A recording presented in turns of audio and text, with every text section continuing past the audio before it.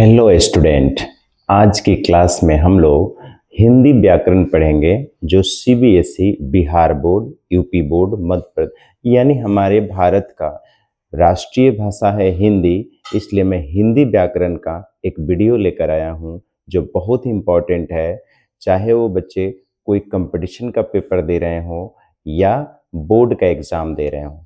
तो आइए हम लोग हिंदी व्याकरण का पहला चैप्टर स्टार्ट करते हैं। वो है हिंदी व्याकरण का वर्ण। यानी वर्ण एक टॉपिक है, वर्ण एक चैप्टर है हिंदी व्याकरण का, जिसको आज हम लोग पूरी तरह कंप्लीट करेंगे। और इस वीडियो को देखने के बाद आपको वर्ण में, हिंदी व्याकरण के वर्ण में कोई प्रॉब्लम नहीं आएगा। चलिए स्टार्ट करते हैं। पहला है वर्ण। वर्ण की परिभाषा है भाषा की सबसे छोटी इकाई जिसका खंड या टुकड़ा नहीं किया जा सकता। क्या बोला मैंने? वर्ण की परिभाषा है भाषा की वह छोटी इकाई जिसका खंड या टुकड़ा नहीं किया जा सकता, उसे हम वर्ण कहते हैं। तो ये वर्ण की परिभाषा हो गया। ठीक है। वर्ण कितने प्रकार के होते हैं? तो वर्ण दो प्रकार के होते हैं। वर्ण दो प्रकार के होते हैं, स्वर्ण वर्ण और व्यंजन वर्ण। ठीक है। इसमें स्वर्ण वर्ण और व्यंजन वर्ण, वर्ण के दो प्रकार होते हैं। दोनों की परिभाषा मैं एक्सप्लेन किया हूं। इसमें दोनों का परिभाषा एक्सप्लेन है। देखिए स्वर्ण वर्ण क्या होता है। स्वर्ण वर्ण जिसका उच्चारण बिना किसी अन्य वर्ण की सहायता से हो, उसे हम स्वर्ण वर्ण कहते हैं। सारे क्लियर होते चलेंगे नीचे। व्यंजन वर्ण। व्यंजन वर्ण जिसका उच्चारण स्वर्ण वर्ण की सहायता से हो, उसे हम व्यंजन वर्ण कहते हैं। तो स्वर्ण वर्ण और व्यंजन वर्ण दोनों क्लियर होगा। जैसे इसके नीचे देखिए, स्वर्ण वर्ण क्या है? तो ये जब बोला जाता है ना, तो ये बिना किसी अन्य वर्ण की सहायता से बोला जाता है। जैसे अ है स्वर्ण वर्ण। अ बोलने के लिए कोई अन्य वर्ण की जरूरत नहीं है। पर व्यंजन वर्ण में जब आप बोलते हैं क, तो क बोलेंगे तो क के साथ अ आता है, तब जाकर ये पूरा क बनता है। तो ये हो गया व्यंजन वर्ण, क्योंकि इसको बोलने के लिए स्वर्ण की जरूरत है, पर सिर्फ अ बोले तो किसी की जरूरत नहीं है। तो वही परिभाषा में लिखा हूं कि स्वर्ण वर्ण क्या है? जिसका उच्चारण बिना किसी अन्य वर्ण की सहायता से हो, बिना बिना किसी अन्य वर्ण की सहायता से हो, उसे हम स्वर्ण वर्ण कहते हैं। लेकिन व्यंजन वर्ण किससे कहते हैं? उसकी उच्चारण जब किसी व्यंजन वर्ण का परिभाषा ये हुआ कि जिसका उच्चारण स्वर्ण वर्ण की सहायता से हो। देखिए क बोलने के लिए अ को लाना पड़ा है, इसलिए इसके उच्चारण में स्वर्ण वर्ण आ रहा है, इसलिए इसे हम व्यंजन वर्ण कहते हैं। जिसका उच्चारण स्वर्ण वर्ण की सहायता से की जाए, उसे हम व्यंजन वर्ण कहते हैं। तो ये हो गया। अब आइए, स्वर्ण वर्ण कितने प्रकार के होते हैं? स्वर्ण वर्ण कितने प्रकार के होते हैं? तो स्वर्ण वर्ण जो है ना, वो 3 प्रकार के होते हैं। पहले स्वर्ण वर्ण को देख लीजिए, इसकी संख्या 11 है। स्वर्ण वर्ण की सहायता संख्या कितनी है? 11 है। अ, आ, हर्षई, दीर्घई, हर्षऊ, दीर्घऊ एंड सो ऑन। ये जो आता है ये स्वर्ण वर्ण में आते हैं। तो स्वर्ण वर्ण जो होता है ना, ये सब बोलने के लिए किसी अन्य वर्ण की सहायता, किसी अन्य वर्ण की जरूरत नहीं होता है। ठीक है। इसकी संख्या 11 होता है। स्वर्ण वर्ण कितने प्रकार के होते हैं? तो स्वर्ण वर्ण 3 प्रकार के होते हैं, हर्ष स्वर, दीर्घ स्वर और संयुक्त स्वर्ण। ठीक है। संयुक्त स्वर्ण लिखा गया, जबकि स्वर होना चाहिए था। स्वर, संयुक्त स्वर। देखिए स्वर्ण वर्ण कितने प्रकार के? हर्ष स्वर, जैसे अ, ई, उ, री, ये सब कहलाता है हर्ष स्वर। जिसको बोलने में थोड़ा कम साउंड लगे, जल्दी खत्म हो जाए, ज्यादा देर देर तक मुंह से सांस न निकले, उसे हम हर्ष स्वर कहते हैं। दीर्घ स्वर किसे कहते हैं? जिसको बोलने में इससे दुगुना टाइम लेता है। जैसे आ अ बोलने में थोड़ा कम समय लग रहा है, लेकिन आ बोलने में दुगुना समय लग रहा है अ से। तो दीर्घ स्वर किसे कहते हैं? जिसके उच्चारण में जिसके उच्चारण में हर स्वर से दुगुना टाइम लगता है। जैसे देखिए अ, आ, ई, दीर्घ ई, ज्यादा टाइम लग रहा है इसमें, तो इसीलिए इसको दीर्घ स्वर बोला गया है। ठीक है। संयुक्त वर्ण जो है ना वो हर स्वर के 3 गुना टाइम लेता है। ए, ऐ, ओ, औ, देख रहे हैं ना। तो फिर से देखिए, स्वर्ण वर्ण, स्वर्ण वर्ण कितने प्रकार के, स्वर्ण वर्ण 3 प्रकार के होते हैं। हर स्वर, जैसे ये आपको देख लिए। दीर्घ स्वर जो हर स्वर से दुगुना टाइम लेता है, ये सब हुआ दीर्घ स्वर। संयुक्त वर्ण जो हर स्वर से 3 गुना समय लेता है, उसे हम संयुक्त वर्ण कहते हैं। संयुक्त वर्ण में ये आते हैं 4 ठो, ठीक है। तो ये है स्वर्ण वर्ण के प्रकार। अब आइए व्यंजन वर्ण के प्रकार, ठीक है। व्यंजन वर्ण 3 प्रकार के होते हैं। व्यंजन वर्ण 3 प्रकार के होते हैं।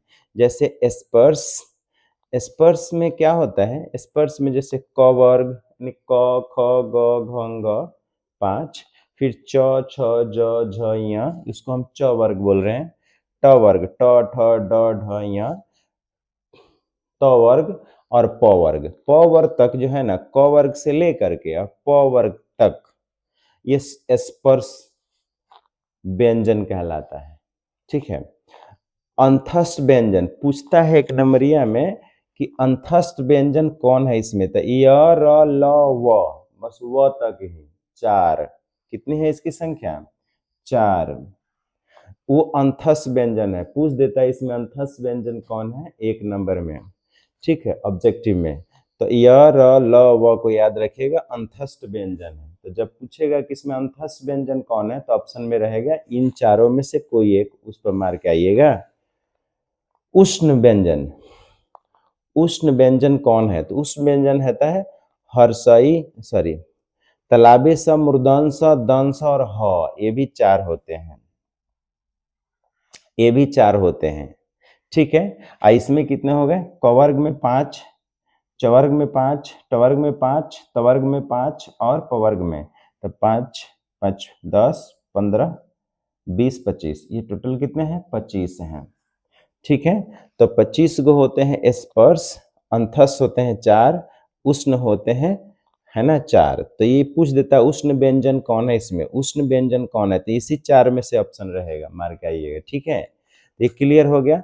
अभी अगले वीडियो में देखिए, मैंने अगले वीडियो में नहीं, सॉरी इसी वीडियो में अभी हम मिटा करके लिखेंगे अल्प प्राण। अल्प प्राण कौन है ये भी पूछता है। अल्प प्राण, महाप्राण, घोष, अघोष और सबकी उच्चारण स्थान। तभी 1 टॉपिक, 2 टॉपिक, 3 4 5, 5 टॉपिक बाकी है जो इसी वीडियो में हम क्लियर करेंगे। तब तक मैं इसको मिटा देता हूं, आप इसे स्क्रीनशॉट ले सकते हैं या इसे उतार सकते हैं। तो स्क्रीनशॉट ले लीजिए, अभी हम 5 टॉपिक अभी बाकी है उसको क्लियर करते हैं। इसको लिख लीजिए और अगला के लिए हम इसको मिटाएंगे।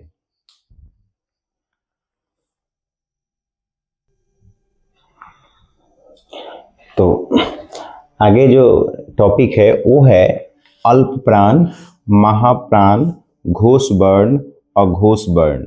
उसके बाद उच्चारण स्थान बताएंगे। तो ये भी बहुत इंपॉर्टेंट है, पूछ देता है इसमें अल्प प्राण कौन है। इस मतलब वर्ण दे देगा 4 ठो ऑप्शन, उसमें अल्प प्राण कौन है पूछ देगा। महाप्राण कौन है 4 ऑप्शन में से पूछ देगा, दे करके, ठीक है। और घोष वर्ण कौन है, अघोष वर्ण कौन है, तो ये भी जानना जरूरी है, क्योंकि ये भी क्वेश्चंस में ऑब्जेक्टिव में होते हैं। जो बच्चे बोर्ड के पेपर देने जा रहे हैं या किसी भी कंपटीशन का पेपर देते हैं हिंदी मीडियम में, हिंदी व्याकरण में, हिंदी भाषा का, तो ये सब क्वेश्चन आ जाता है, ठीक है। तो आइए अल्प प्राण क्या है एक एक करके क्लियर करूंगा। हाँ, इसके बाद आपको उच्चारण स्थान बताऊंगा। थोड़ा वीडियो लंबा होगा पर अच्छा से समझ में आएगा। अल्प प्राण क्या है, जिसके उच्चारण में कम मात्रा में श्वास निकले। अल्प प्राण क्या है, जिसके उच्चारण में कम मात्रा में श्वास निकले। श्वास, मुंह से श्वास कम मात्रा में निकले, थोड़ा कम निकले, उसे हम कहते हैं अल्प प्राण। अल्प प्राण ऐसे, और नामे से पता चला अल्प मतलब कम, कम सांस निकले, मुंह से श्वास कम निकले, जैसे पहला, तीसरा और पांचवा, तब कही गई पहला, तीसरा, पांचवा क्या है, मतलब कि जैसे कि कवर्ग होता है ना, तो कवर्ग में पहला कौन है, क है। चवर्ग में पहला कौन है, च है। टवर्ग में पहला कौन है, तवर्ग है ना, टवर्ग है, तवर्ग है, पवर्ग है। यानी ये पहला में आते हैं लोग, तो इनके उच्चारण में कम श्वास निकलता है। तो ये क, च, ट, त, प, मैंने पहला, कवर्ग का पहला, चवर्ग का पहला, टवर्ग का पहला, तवर्ग का पहला और पवर्ग का पहला। फिर तीसरा, तीसरा क्या है, जैसे कि तीसरा मतलब मान लीजिए कि कवर्गे का उठा के दिखाते हैं आपको, कवर्ग में तीसरा कौन आएगा, क के बाद क, ख, ग तीसरा आएगा। तो ग, चवर्ग का तीसरा क्या आएगा, च, छ, ज, ज, और टवर्ग का तीसरा ट, ठ, ड, ड, और तवर्ग का तीसरा त, थ, द, और पवर्ग का तीसरा प, फ, ब। समझ में आ रहा है, तीसरा समझ में आ रहा होगा। तो कहने का मतलब कि तीसरा वर्ण और पांचवा, पांचवा में कौन आएगा, जैसे कवर्ग का पांचवा कौन होगा, अंग, अंग। चवर्ग का पांचवा कौन होगा, य, और ट का लास्ट क्या होगा, ड़, त का न, प का म। तो यानी पहला वर्ण, तीसरा वर्ण और पांचवा वर्ण, है ना। और य, र, ल, व, मतलब इनको हम क्या कहते हैं, मतलब इन सब को हम क्या कहते हैं, तो इन सब को हम कहते हैं अल्प प्राण। क्लियर हो गया, अल्प प्राण, इसे लिख लेंगे, अल्प प्राण पूछेगा तो यही सब में से रहेगा, अल्प प्राण में आप मार के आएंगे, ठीक है। महाप्राण क्या है, जिसके उच्चारण में श्वास ज्यादा निकले, इसमें कम निकल रहा था, जिसमें ज्यादा निकले, जैसे कि दूसरा, तो दूसरा कौन, जैसे कवर्ग का दूसरा कौन है, ख, क के बाद क्या आता है, ख, ख है दूसरा। च का दूसरा छ, ट का दूसरा ठ, त का दूसरा थ, प का उत्तर दूसरा फ, यानी दूसरा। और चौथा, जैसे कवर्ग का चौथा कौन होता है, क वर्ग का चौथा कौन आएगा, क वर्ग का चौथा कौन आएगा, जैसे क, ख, ग, घ आएगा, तो घ। उसी तरह च का चौथा, च का चौथा झ, फिर ट का ढ चौथा, उसके बाद त का त, थ, द, ध, और प का चौथा प, फ, ब, भ, भ। तो ये जो है ना चौथा, और तालाबे सा, मूर्धन्य दंश और ह, इस सब को मिलाकर एक साथ इसे हम क्या कहेंगे, महाप्राण कहेंगे। तो महाप्राण पूछेगा तो इन्हीं लोग में से याद करिएगा, इन्हीं में से याद करके रखिएगा, ठीक है। चलिए, अब घोष वर्ण पूछेगा, तो घोष वर्ण अब तो समझ में आ गया, तीसरा माने कवर्ग का, टवर्ग का, चवर्ग का, पवर्ग का तीसरा, पांचवा। और जितने भी स्वर हैं, स्वर पढ़ा चुके हैं, अ, आ, हर्ष, ई, दीर्घ, स्वर। और अंथस, अंथस पढ़ा चुके हैं, अंथस में आता है जैसे कि य, र, ल, व, अंथस में यही ना चार ठो आते हैं ये। तो इसको हम कहते हैं घोष वर्ण। तो घोष वर्ण पूछेगा तो कख का तीसरा, चषज का तीसरा, टठर का तीसरा, तथद का और पफव का तीसरा, या कह का पांचवा, चषज का पांचवा, टठर का पांचवा, है ना, पांचवा। और स्वर्ण वर्ण, और ये इन सब को मिलाकर हम क्या कहते हैं, एक साथ इन सब को मिलाकर हम घोष वर्ण कहते हैं, ठीक है। घोष वर्ण, तो घोष वर्ण पूछे तो ये मान लीजिए कि तीसरा कौन होगा, क, ख, ग, ग। चषा का क्या होगा, च, छ, ज, मेरे बात समझ में आ रहा होगा। तो इस प्रकार से पांचवा और स्वर, स्वर में अ आ हर्षई दीर्घई सौ दीर्घ ये, और अंथस में य र ल व, इन सब को घोष कहते हैं। और अघोष कहते हैं किसको? तो पहला को, दूसरा को और उष्ण को। उष्ण आता है तलाबे सा, मूर्धन्य सा, तलाबे सा, मूर्धन्य सा, दंश और ह, है ना। तो इनको मिला करके, मैंने पहला, तीसरा और उष्ण को मिला करके हम क्या कहते हैं? हम अघोष वर्ण कहते हैं। तो क्लियर हो गया होगा, है ना। पहला तीसरा वगैरह से समझ में आ रहा होगा, यहाँ से समझ जाइएगा, ठीक है। तो ये चारों को जरूर लिख लीजिएगा, ठीक है ना। कौन कौन? तो अल्पप्राण, महाप्राण, घोष और आघोष, ठीक है। अब उच्चारण स्थान बता देते हैं और यहीं पर हम वीडियो को अंत करेंगे। तो इसको स्क्रीनशॉट ले लेंगे, है ना। अब हम स्टार्ट करेंगे उच्चारण स्थान। आइए उच्चारण स्थान पढ़ते हैं, इसको स्क्रीनशॉट ले लीजिए।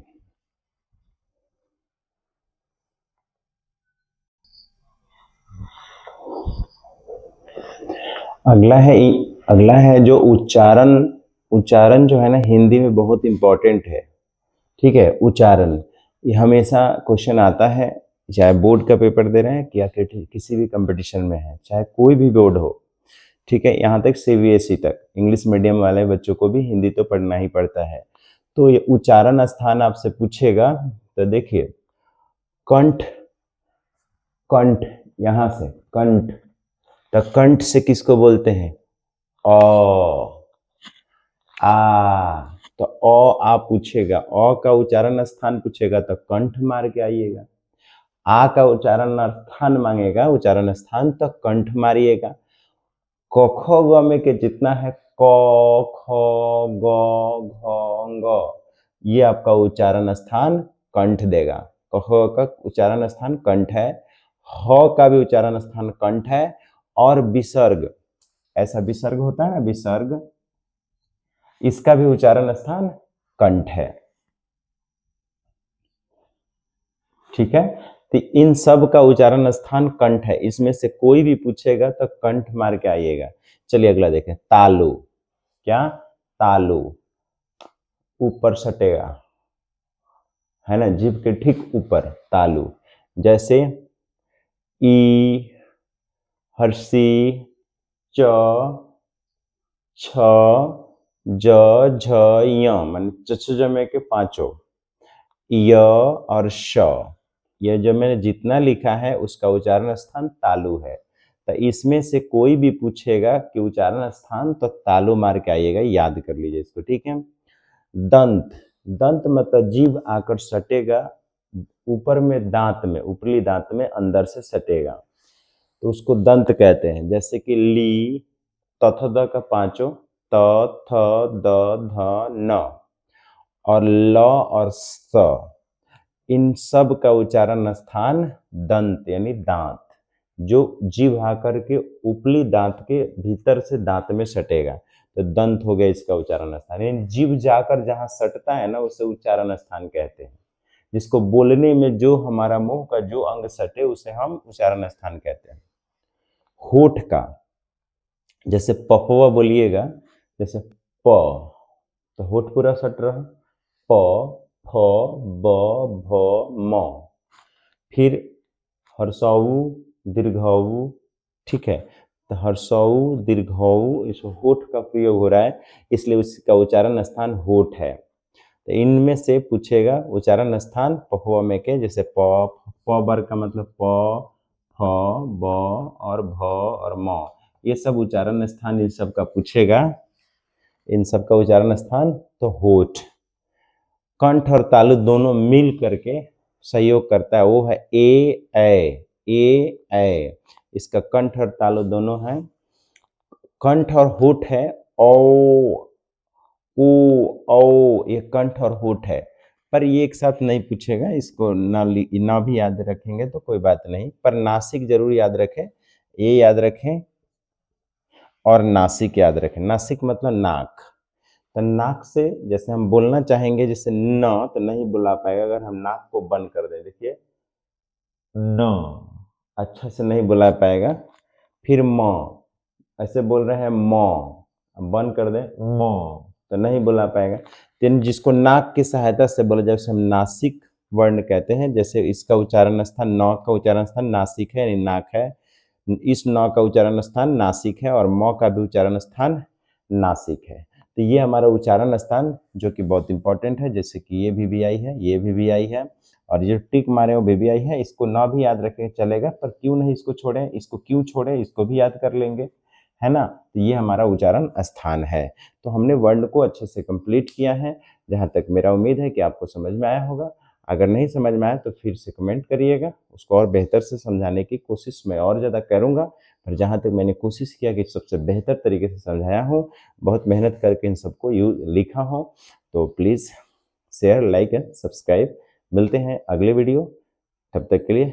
और ज़रूर आप बोलिए कि जिस रिलेटेड आपको वीडियो चाहिए प्लीज़ बोलिए, कमेंट करिए।